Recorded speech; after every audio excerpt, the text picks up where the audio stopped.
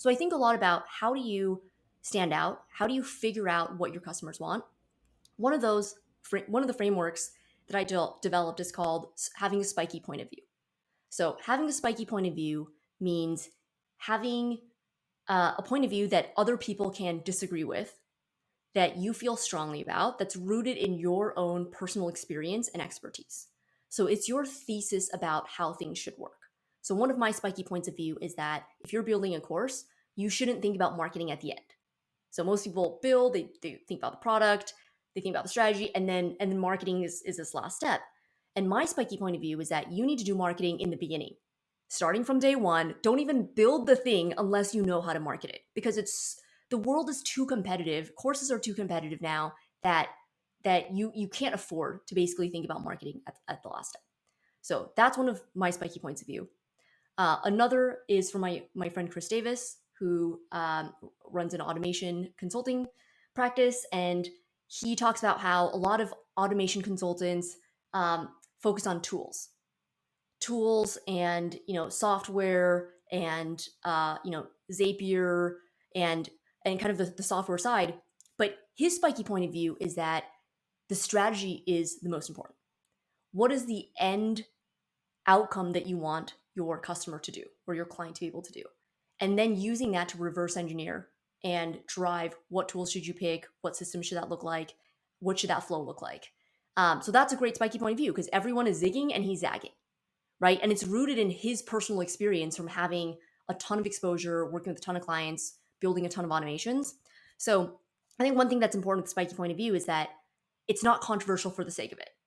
So you shouldn't stir the pot just to stand out and do a mic drop with a hot take. That's not useful for anyone. Yeah. It should be something that you believe in and that you have conviction about, that that you're willing to really go to bat for. So spiky point of view, I think, is a really great one to reflect for yourself. What are some of my spiky points of view from being a VC, from being a marketer, from building courses? What are some of my spiky points of view? The other framework that that a lot of founders and creators have found helpful is eyes lighting up. ELU is what I call it for short. And eyes lighting up is this idea that when you're pitching someone in conversation, talking about your idea, you can tell if someone's eyes are kind of glazing over and they're just politely nodding along. And you can also tell when someone is actually excited and they're leaning in, they want to hear what you say next. Something has piqued their interest. And I think most of us, we kind of have this script that we want to say, right? Like we have our elevator pitch and we want to get to it, and you can see the person kind of tuning out, but you're like, no, I got to get through, the 30-second thing that I planned. And with eyes lighting up, the idea is that you want to pay attention to the clues that the other person is giving you.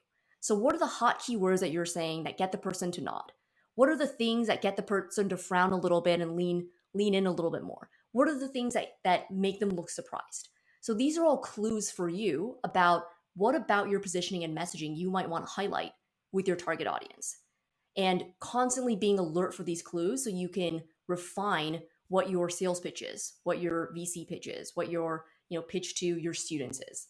So that's spiky point of view and eyes lighting up. With Maven then, in those early days when you're just kind of getting this off the ground, how many customers were you talking to, or how are you thinking about the initial, like, getting some feedback from people around what you were going to build, the tools you wanted to start with? Obviously you had so much experience with it, so it's kind of like you're cheated in some way, which is great. You have an advantage there. But how did you do that in terms of talking to potential customers, getting that feedback, and then putting that into what you wanted to launch with, at least with Maven? I think with Maven, we were in a unique situation, which is a good situation for founders, I would say, which is that before starting this business, I had 5-6 years of experience building cohort-based courses, hands-on, directly with exactly the customers that we wanted to serve, which is part of what gave birth to Maven. But I would say if a founder isn't in that situation, really understanding what your customer wants and looking for weak signals, I think is the way to go. And I think, everyone says try to understand what the customer wants. So I'll try to add a little bit more color on that because that's kind of captain obvious. So I think one thing that even today, and as we continue to grow, that I'm constantly staying aware of is patterns and unspoken truths about our business, about our industry, about our customer.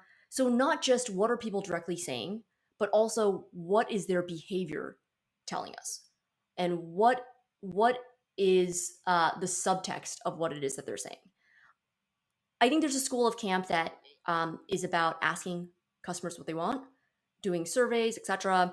I don't really believe in that.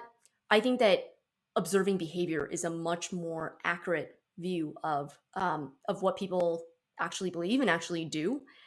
So training yourself to be a keen observer of behavior and noticing things, being very good at noticing things that other people miss. I think that's where you gain an edge in sharpening your insights of what can we offer this group, what can we iterate on, what can we change. There's plenty of things that people say that they're already happy with that they're not that happy with, and there's things that people say they're not happy with that if you just kept it there, it's a problem that's kind of a minor annoyance, but it's not it's not terrible, right? Yeah. So I think you as a founder, as a leader, are the one who has to have hypotheses and assertions about how do I move this forward? How do I offer something to people before they know that they want it?